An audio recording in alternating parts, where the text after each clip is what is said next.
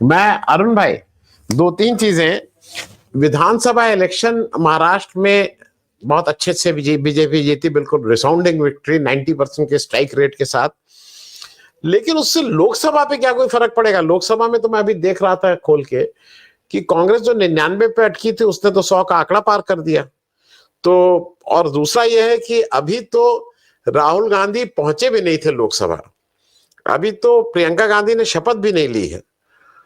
ये नाम का खौफ चलता है क्या? हमने सुना था, आप तो पुलिस में रहे हैं, कि लोगों का नाम चलता था, खौफ चलता था कि वो एक डायलॉग था ना शोले में कि जब कितना है कहाँ बच्चे क्या रोते हैं तो क्या।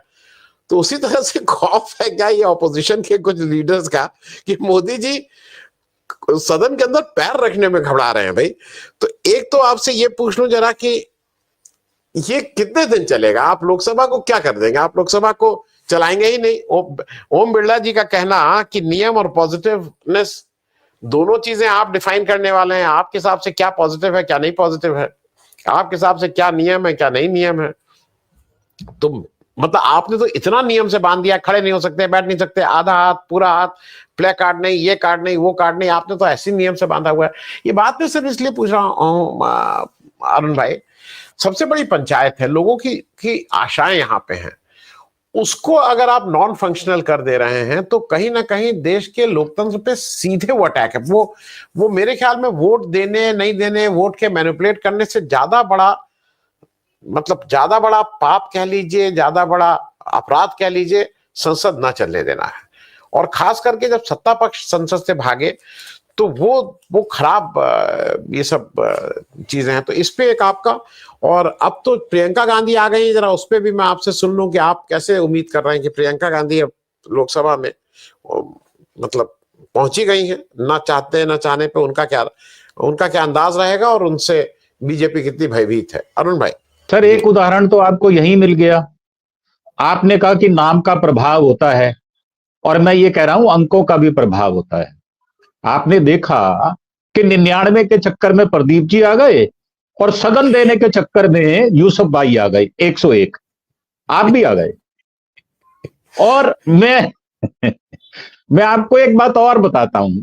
आपने शब्द बोला मुट्ठी, और ये शब्द आपने चुराया है मोदी जी के मुंह से।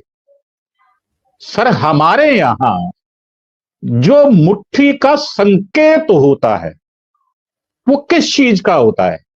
मतलब आप संगठित हैं, आप पावरफुल हैं, मतलब आप में ताकत है।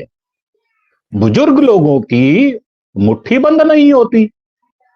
इसीलिए जब बुजुर्ग चले जाते हैं तो कहते हैं ना, खुली मुट्ठी खाक की, और अगर मुट्ठी है तो वो लाख की।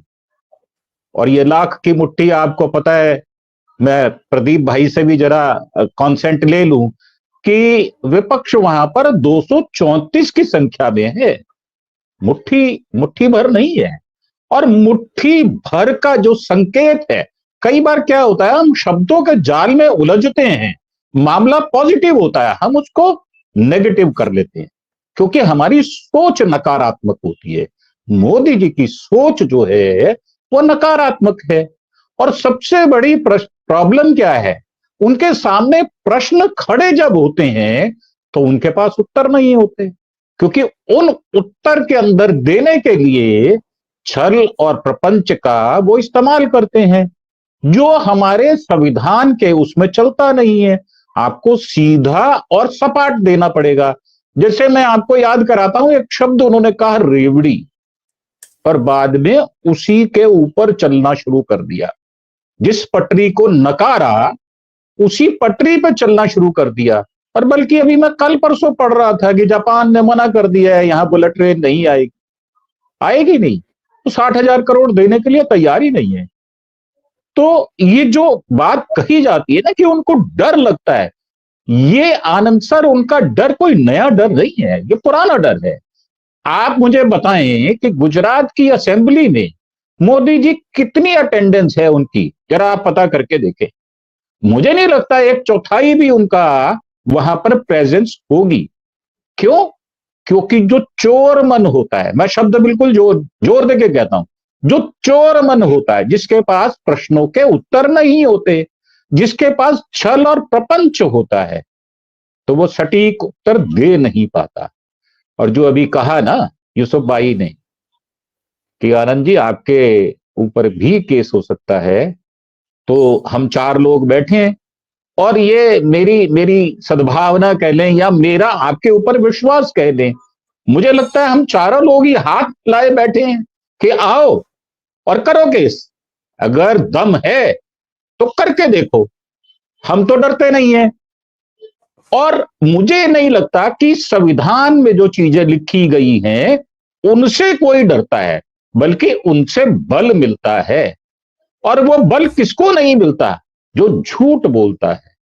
और नाम भी बीजेपी है, बड़का झूठा पार्टी है ये। और ये झूठ कहां कहां नहीं बोलते, ये तो हमारे दाएं हाथ को बाएं हाथ से झूठ बोल देते हैं और पता नहीं चलता कि दाएं हाथ ने झूठ बोला या बाएं हाथ ने झूठ बोला।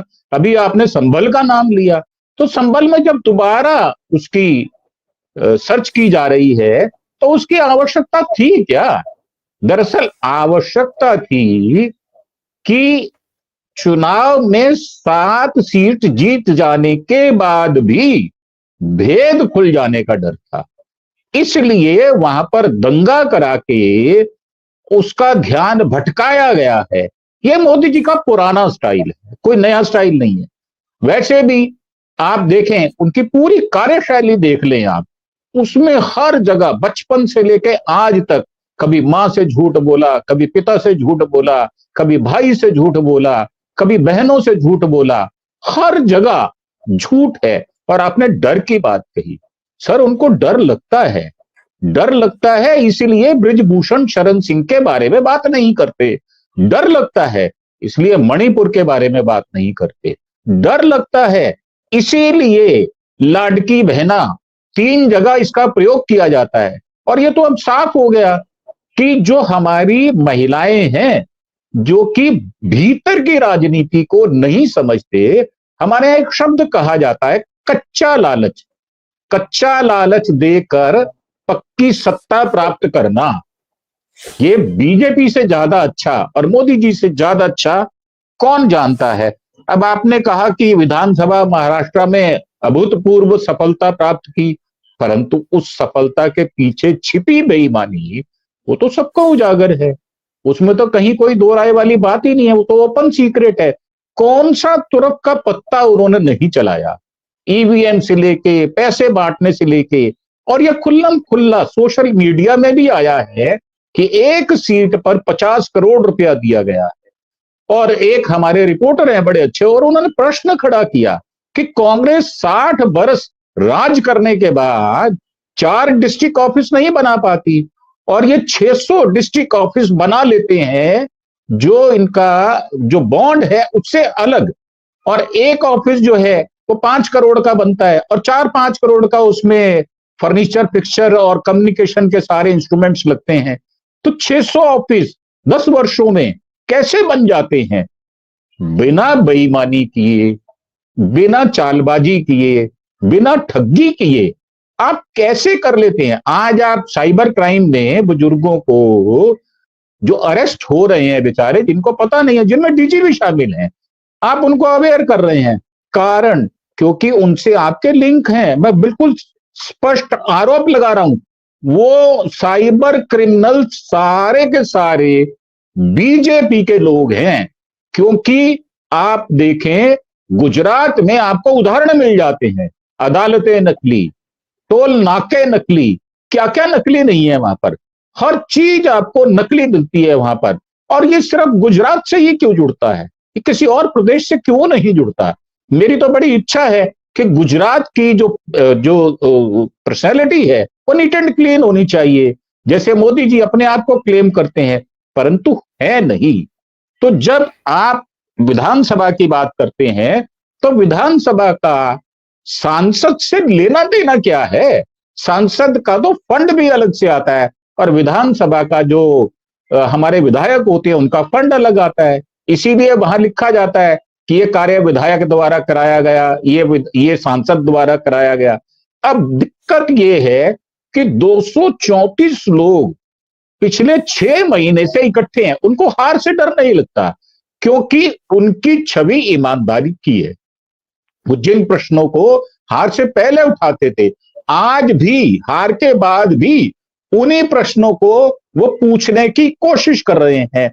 और आप फंसे हुए हैं किसमें? अभी आपने नाम लिया माधवी बुच के चक्कर में, आप फंसे हुए अडानी से, आप बाहर नहीं आ पा रहे। क्यों? क्योंकि वो आपका पोषक है।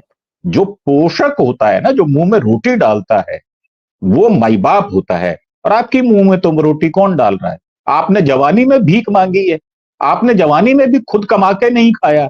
तो अब ये प्रश्न जो है, ये बहुत शाश्वत प्रश्न है कि मोदी जी डरते क्यों हैं? मोदी जी डरते इसीलिए है, आप देखें कौन कौन से प्रेस रिपोर्टर से वो भाग गए। हमारे एक वो है गुजरात के हैं रिपोर्टर, जिनसे वो भाग गए, जिनसे 5 बार पूछने के बाद भी उन्होंने जवाब नहीं दिया था। 2012 का वो वीडियो है।